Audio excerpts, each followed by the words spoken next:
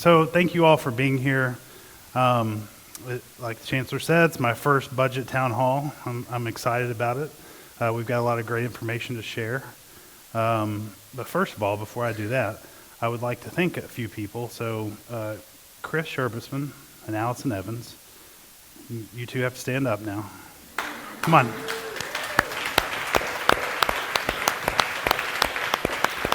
So I've literally met with them every week since I started 5 months ago. So they've helped catch me up on budget process, and we've had lots of good discussion and some historical context and all the things that you need to get a handle on this type of budget. So I really appreciate both of them and all the work they do. Everything that they do is reflected here. They do all the hard work. I just get to get up and talk about it, right? And then also Lori Pugh, if you'll stand up. I want to say thank you to Lori. So Lori has done a lot of work around compensation, which we're going to talk about today. Just a tremendous amount of work. We have a lot of good news to share with compensation, but we also have some challenges that we need to share and make sure that we're transparent about. So I'm going to jump right in with that brief introduction. I can even make this thing work right. So we'll start out talking about just budget planning for the year. You can see the budget process goals on the screen.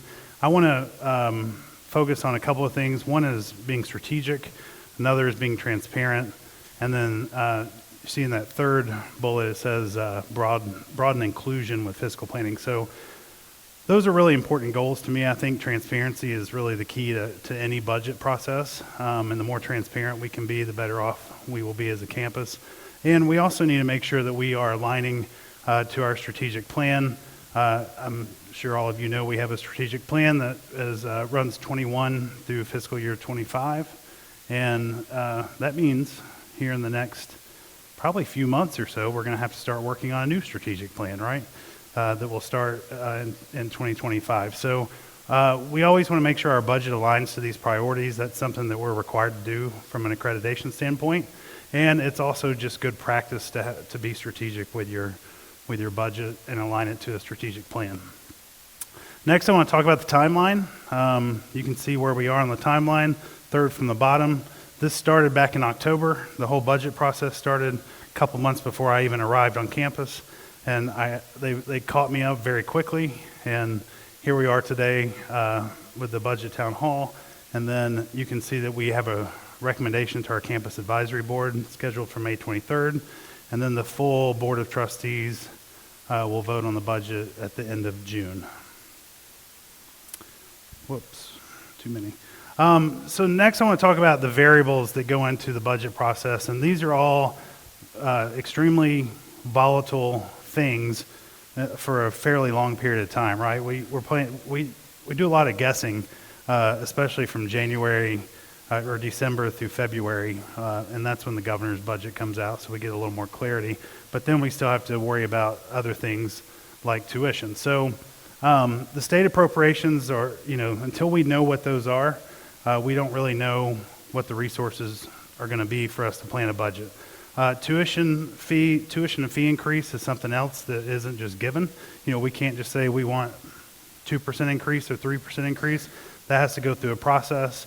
It has to fit within THEC's binding ranges, and we have to get board approval.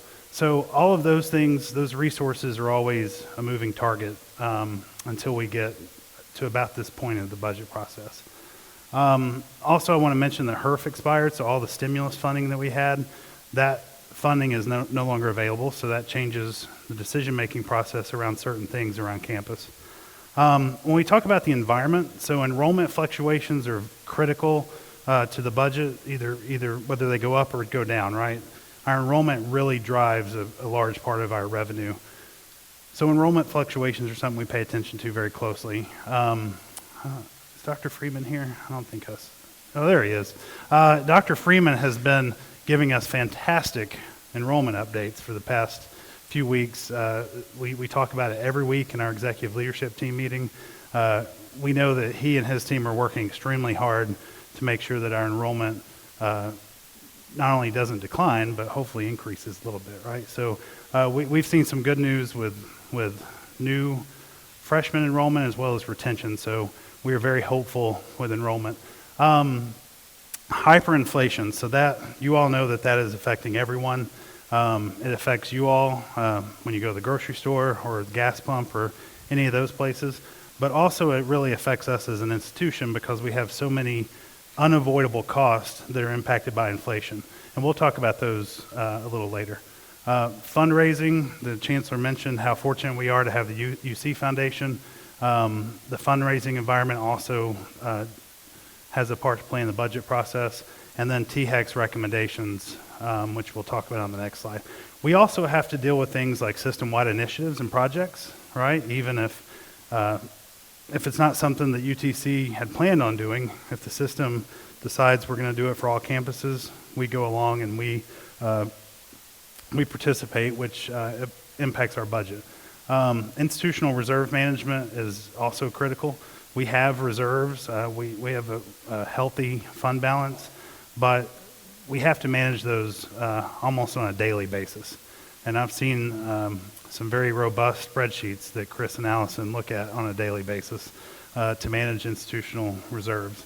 And then lastly, reduction reallocation opportunities. So that's something that we are going to have to keep on the radar as we go, depending on, if we get tuition increase approved by the board, depending on what enrollment looks like, depending on several factors, we're going to always have to keep those opportunities on the board as we go along.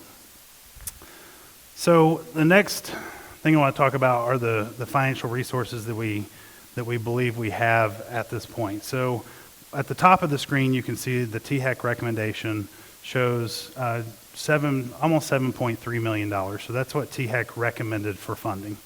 And then they had a tuition and fee binding range of 0 to 3%. So that really, when we started planning early in the budget process, we planned to get that $7.2 million. And for the past 4 years, we've gotten the amount that THEC recommended, and then we got salary pool funding on top of that. That is not what happened this year, though. So as we started going through the process, it really fundamentally changed what we were planning with the budget. You can see operating formula, those first two, if you combine those, that's just under $2 million. So that's how much money we got from the formula that's not salary pool versus $7.3 million. So about $5 million different than what we had hoped for at the beginning of the process. And then we got $3.5 million in salary pool funding, which that does not fund 100% of the salary pool. So, if it's a 55-45 split roughly, so 55% from the state, and then we have to fund the other 45% institutionally. And then insurance premiums and benefits, that's essentially pass-through money that we get for increases in premiums. And then capital maintenance is something that, even though it's not operating, we wanted to highlight here because it's important to know that we got $7.3 million for building envelope repairs.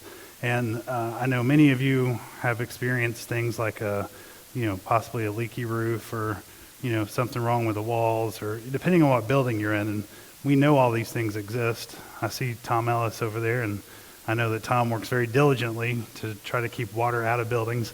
But we have a lot of old buildings on campus, right? And while we've been really fortunate to have a lot of renovations and a lot of capital outlay over the past few years, these maintenance dollars are never enough, right? We always need more maintenance dollars. And the state also defines what we can use those dollars for in a way that makes it less flexible for us. So regardless, it's important that we get these funds from the state, and that's some good news in the budget. For tuition and fees, we are proposing a 3% increase in maintenance fees and also a 3% increase in mandatory fees, and we'll show that impact here in a bit. All right, so compensation. That is the primary thing we want to talk about in terms of how we're investing the dollars that we've received from the state. More than 90% of the money that we are getting from the state, the new money we're getting from the state, is going into compensation. And that just to explain what that looks like, first of all, it increases minimum wage to $15 per hour on campus. It provides for some funding to address compression. And compression is what happens when you raise minimum wage and don't raise all the other wages across the other market ranges. So, for example, market range 1, that's minimum wage, $15 per hour. If you move someone from $13 to $15 per hour, they may become equal to their supervisor unless you increase the supervisor pay. So that's the short example of what compression does, but it cascades throughout the entire pay plan. So we're going to start making some investments in that this year, but we're going to talk about what that looks like and why it's going to have to be a multi-year problem to address. It includes money for faculty promotions and rollovers, and then lastly, a 4% market merit increase. So when we implement the pay plan, when we increase minimum wage to $15 per hour and we add money to all the other ranges, 1 through 9 for compression, we're going to then apply the 4% on top of that. So minimum wage will actually be $15.60 per hour starting July 1st if everything we're proposing is approved and makes it through. So that's really good news, I think, for campus. I think it's exciting for people that are at that minimum wage to be able to get up to $15 an hour. It also creates a tremendous challenge for us with compression, which we will talk about. And I want to be very clear about what that challenge looks like. Some of the other investments and unavoidable costs that we have, I'm not going to read all these out, but University High and the Quantum Initiative are two things that I'm sure most of you have heard about several times, and those are really key strategic initiatives for the university. There are some positions across campus that didn't have full funding behind them that are in line with our strategic plan that we need to fully fund instead of using what we call soft money to pay for those positions. And then lastly, one thing I want to mention are the things that we just cannot avoid. So property insurance, for example, that increases, we have to pay the increase. The system, UT system charges all campuses to cover their overhead. That is what it is. We just have to pay it. We have a QEP that we want to fund. All right, I'm going to count to 3 and let's say what our QEP is called. Everybody ready? 1, 2, 3. Excellent. I know that Dean Licka would be very angry if we didn't know the name of this, right? So that's something we also have to fund, right? I mean, it's required. It's something that we do. And then lastly, utilities and building maintenance. So utilities, we've actually had a decrease in utility costs based on usage because we've had such mild weather for these past several months. However, when you look at the cost of utilities, the rates that are charged to us, our utility costs are actually up year over year with less usage. And that's just all that is rates going up and we have no control over it. So that's something that we have to put into the budget. Like we could turn off all the air conditioning, but I don't think any of you would like that very much. So that's where we are in terms of compensation and other investments and unavoidable costs. This is essentially kind of the roadmap to how we design this budget this year. So a little more about compensation. So when we look at the minimum wage, I just want to remind everyone that we were at $10.10 per hour in fiscal year 21. And if this budget is approved on July 1st, 2024, we will be at $15.60 per hour. So from July 1st, 22 to July 1st, 24, so 2 full calendar years, it's a 48.5% increase in minimum wage on campus. That is remarkable, and I think to do that in such a short time frame really shows the commitment of the chancellor and others on campus to get this to where it needs to be. So that's what the minimum wage looks like. The 4% will be on top of that, and then we'll talk about compression planning. So this is going to be a 4-year approach, maybe 5, hopefully 4 years, in order to address compression that's going to occur on July 1st. And that's primarily market ranges 1 through 9 is what we're talking about. This is staff positions in all those ranges. And in order to address it, it's going to cost us around 1.9 million. Let's just say $2 million.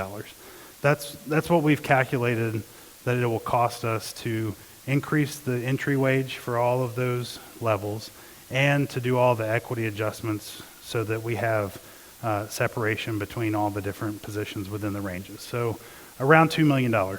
That is all. That's 572 employees that would be affected, which is 67% of all staff.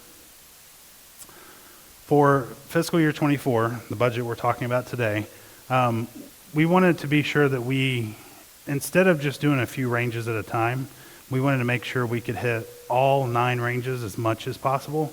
So that means that we're not penetrating as far into the range as we would like, but we're doing what we can with the money that we have available. So we're going to put approximately $600,000 into compression this year, and that means we still have $1.4 million worth of a problem to solve in the next few years.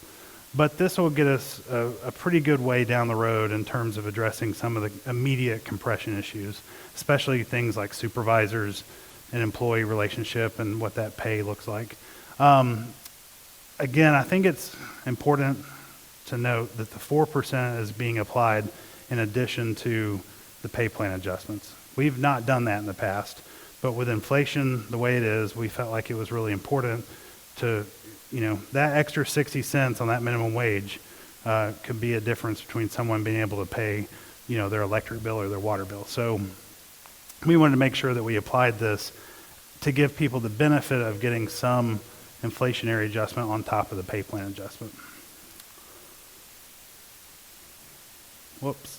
All right, so that's where we are in terms of the landscape and the kind of the roadmap to budget planning and where we are now. So next we're going to talk about tuition and fee recommendation. And this chart shows us where we are compared to peers around the state. You can see it's right in the middle. UTK, of course, is the highest, just over 13,000. And then you have Tennessee State around 8,000 at the lowest. We are just under 10,000, 98.48, and that's for fall and spring semester for a full-time student. So we are very, very competitive in terms of tuition and fees. It's cheaper to go here than it is to UT Martin, for example. That will continue to be the case, I believe, after we get through this budget cycle. And I just happen to believe that we have a lot more to offer than our friends in Martin.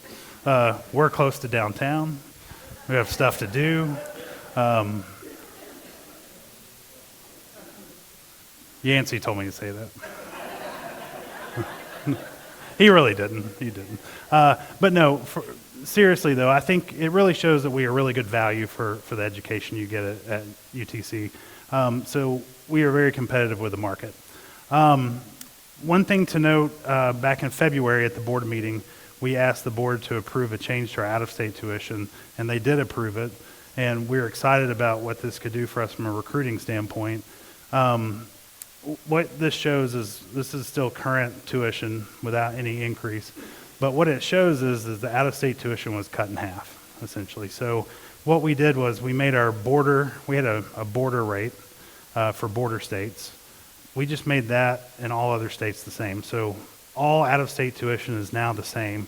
It makes it simpler to understand, and it also allows us to recruit from places like Florida or Ohio or places like this that we haven't really been competitive in terms of what the tuition range was. So the current tuition for out-of-state student was, before this change, was just under 26,000. And it goes down to just under 18,000. So we're excited about that, and we hope that will help us recruit even more students. Also, one thing to note, it's a very minimal financial impact. We only have to add 56 new out-of-state students or 113 new in-state or some combination for it to break even. So we felt like it was just kind of a no-brainer to do this and simplify our fee schedule. All right, next thing I want to talk about is the proposed undergraduate tuition and fees. So you saw that we were just under 10,000 on the previous slide. We are recommending a 3% increase, which would put us just over 10,000. We know that other universities across the state are also recommending tuition increases, so We believe that this still would leave us below UT Martin and below UT Southern, for example. I'm going to be interested to see where ETSU and MTSU end up on the chart once, because we don't really know what their recommendation is going to be at this point, do we? I haven't heard anything. So bordering state and out of state, you can see, are now the same at 18,208. That includes the 3% increase. 3% increase, by the way, is $296. That's what the impact is to the student or the family that's paying tuition. And then you can see the out of state with a decline, and then international is still where it was. There was no change to the international fees other than a small increase. So next I want to look at graduate tuition fees. You can see the 3% increase results in $314 increase for in-state graduate, and then you can see out-of-state. I didn't mention this earlier, but the graduate out-of-state was already lower than undergraduate. So when we made the change to undergraduate, it also matched up with the graduate out-of-state portion. And then you can see international there at the bottom. So let's look at the fees. The maintenance fee, undergraduate and graduate, as well as mandatory fees, differential fees, and I'll stop with those. Those all have to be approved by the board, right? We have 3% recommendation for all of those. And then you can see next with residence halls, we have a 5% increase in our recommendation. So that's what we hope to get approved by the board. And then for dining, we also have a 5% increase, and that's for a meal plan restructure. And meals, for example, that's one of those things that is directly impacted by inflation. And in order for us to be able to provide, the same level of service and quality of food that we have on campus now, we have to continue to increase with those inflationary costs. Residence halls, you will see in an upcoming slide that we are at capacity with our residence halls. We also know that we happen to be the best deal in town. So even with a 5% increase, we're still going to be one of the cheapest places to live, especially around campus, but really in the entire city. So that increase is necessary for us just to keep up with rising costs as well. And then at the bottom, you'll see for parking, we're recommending a 3% increase instead of a 5% increase like we are for the other auxiliaries. We thought that was 3% gets us to a point where we feel like we can still have the funds that we need to operate, and we're going to have to build a parking deck somewhere on campus sometime soon. So we have to continue, increasing parking and transportation fees in order to have enough money to build a new parking garage. So that's what the proposed fee changes look like. When you look at mandatory fees, you can see debt service.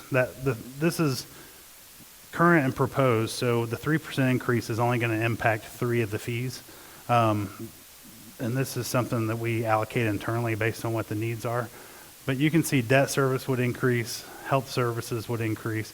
Debt service is because we're going to have a lot of new debt coming on the books in the next couple of years between UC and some other projects. We also need to build a residence hall and parking garage. For health services, that fee will primarily go to increase our mental health supports on campus. And that's something that we know is very much needed, and Dr. Freeman has made sure that we are aware of that need. And this is, even though it's a small increase, it will be very helpful for what we need in that space. And then you can see transportation, like I mentioned earlier, that's also directly related to the fact that we are going to have to increase parking on campus for the future. So that's what the fees look like. Next, we're going to get into the actual budget recommendation. So this slide shows the total increase in revenue year over year. So we are proposing a budget that has an increase of $14.7 million in revenue. You can see the sources, the state funding at the top, and then tuition fees. Note that we are using $3.4 million of reserves to fund some of the things that we feel like are important to fund, but that is a fairly significant use of reserves in 1 year. So over on the expense side, you can see we just summarize this by unit. So you can see starting with the chancellor at the top.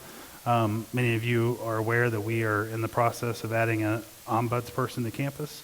That is what that represents for salaries and benefits and costs. And then I'm not going to go through each one, but you can see where the recurring dollars are invested. Enrollment management and student affairs, that says there's 400,000. That looks like a lot, but really much of that's passed through of mandatory fees, so like the health fee and mosaic programming, that sort of thing. The positions that are funded in there, though, are important, as those are recruiting positions that were funded non-recurring in the prior year. And we definitely want to be recruiting students every day, all day. The other thing I want to hit on is institutional. So that's $8 million of institutional. That includes all of the compensation funding. So that's $5 million of its compensation. Excuse me. It also includes funding for QEP. It includes a few other things as well. So that's all grouped into institutional. You can see quantum, like research for non-recurring, quantum of $1 million. $1 million investment in quantum is included in that non-recurring bucket. And then you can see auxiliaries down at the bottom. So that's just the breakdown of where the new revenue will go. So if we look at our handy-dandy pie charts that you're all used to seeing, right? We have these every year, and it's a very good visual representation of where the money's coming from and where it goes. So you can see tuition and fees is more than half of our revenue in total. This year's budget will be just over $240 million, and over half of that comes from tuition and fees. State appropriations, 33%, and then you can see auxiliaries and a couple other small segments.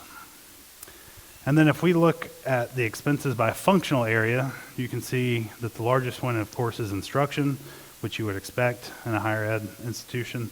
And then student services and academic support are pretty large portions. We have our operations and maintenance of physical plant, and then, of course, our auxiliaries. So that is what it looks like on the expense side. And then this is what the natural classification looks like. 64% of our funds go to salaries and benefits. So we are clearly a people-heavy business, and that's a good thing. And we want to keep investing in our people as much as possible. Operating makes up the other, 34%, and then you've got transfers at 2%. So this is another, I like this chart because it shows you clearly where the money is coming from. So the state appropriation is still our largest portion of our increase, but you can see tuition is also a pretty big chunk of our increased revenues. And then reserves, like I said earlier, is a pretty significant use of reserves this fiscal year. And then this chart shows where we're increasing expenses throughout the university. And the blue is recurring, yellow is non-recurring. So you can see, like, for example, communications and marketing, most of the investment there is non-recurring, and that's for advertising materials, recruiting materials, those sorts of things. And then you can see institutional is almost all recurring, or it is all recurring, and that's because it includes a lot of compensation that is a recurring item.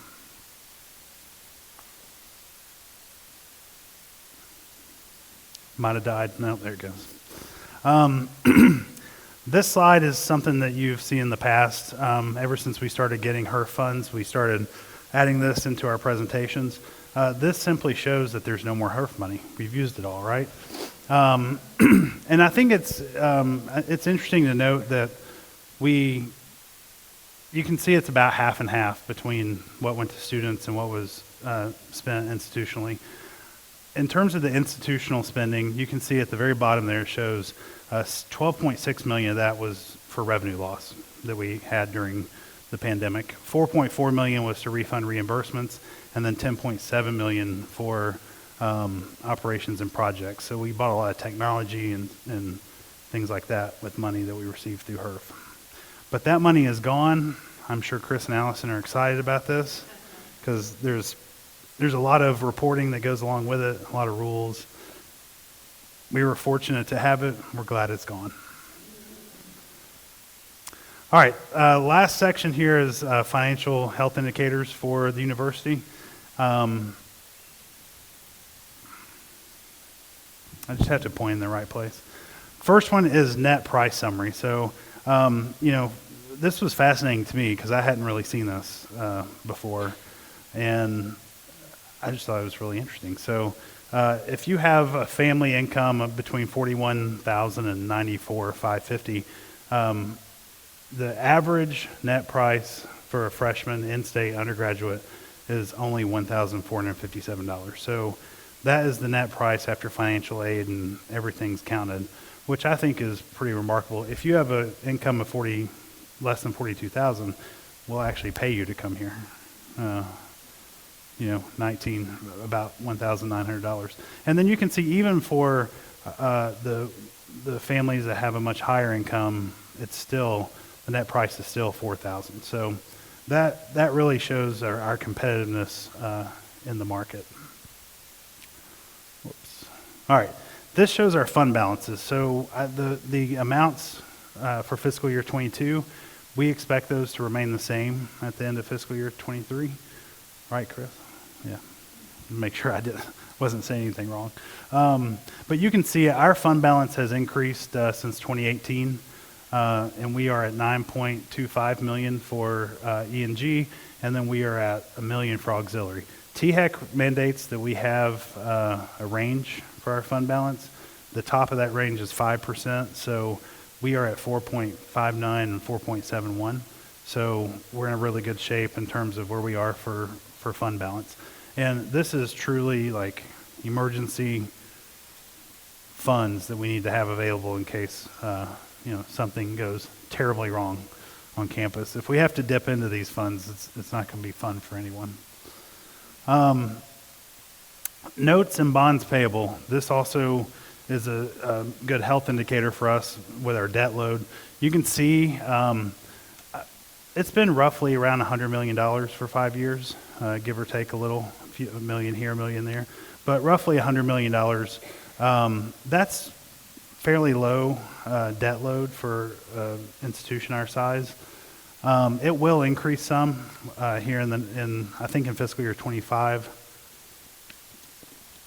which I think is on the next slide. But this gives you some context of where our debt has been, and then this shows you balances and what our payments are on the debt. So the largest balance is for the North Campus residence halls, just over $52 million. And then you can see all the other debt balances that we have out there that total the $97 million. Yeah, in fiscal year 25, we'll issue bonds for Wofford Athletic Center, some lighting upgrades on campus, and UC renovation. So that will significantly increase how much debt we have. It's always easy to go borrow money, right? Especially when you're an institution, people love to let you borrow money. The problem is we have to pay it back, right? So the amount of money that we need to pay it back really impacts our operating budget. Like we have to have recurring money each year to pay back all the debt that we borrow to build buildings and do fun things. You can see what those payments look like for each one of those debts that are listed. So, for example, you can see like Finley Stadium, we're getting close to the end, right? We pay $162,000 a year. There's only $880 left. We're almost there. And I know that our friends in athletics are excited about that. Next, I want to look at the residence hall occupancy rates. So I mentioned earlier that we are running out of space and we desperately need a new residence hall, which we are feverishly working on. We had a program for a residence hall that we started during, I guess right before the pandemic, and then everything changed. Interest rates went way up. The cost to build things went way up, so that kind of paused. We are now reevaluating what it looks like to get that residence hall back on target and hopefully start building one in the next year or two. But this is what the rates look like. You can see in 23, it says that we actually had 4 open beds, but I don't know. Dr. Freeman probably can't find those 4 open beds anywhere. So we are at capacity, and like I mentioned earlier, it's we did a study, we didn't do like a full dissertation type study, but we did look around and see what the rates are like in Chattanooga, and the amount students pay to live on campus is lower than the average rent for a 1-bedroom apartment in Chattanooga. And those rates, as you get closer to campus, those rates are higher and higher. So we are definitely seeing a desire for our students to live on campus, even upperclassmen who typically in the past may not have wanted to be on campus. So it's definitely something that is a challenge for us, and in order for us to continue to increase enrollment, we have to have more beds and we have to have parking.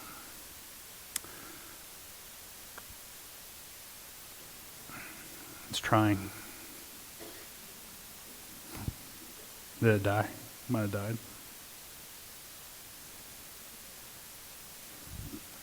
Here. Let's just do this. Let's use the keyboard.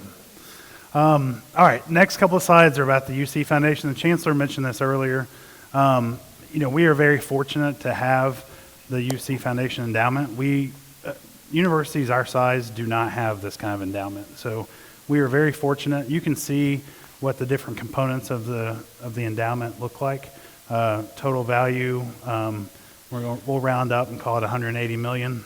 And you can see the different areas. And then this slide shows the distribution. So this is what the planned distribution would look like for fiscal year 24. You can see it's, just over $6.5 million, but that is, operating for advancement, institutional support, scholarships. You can see the academic support, the professorships, and then faculty development. So those are all, without these funds, it would be really hard for us to do most of the things listed here with the budget we have.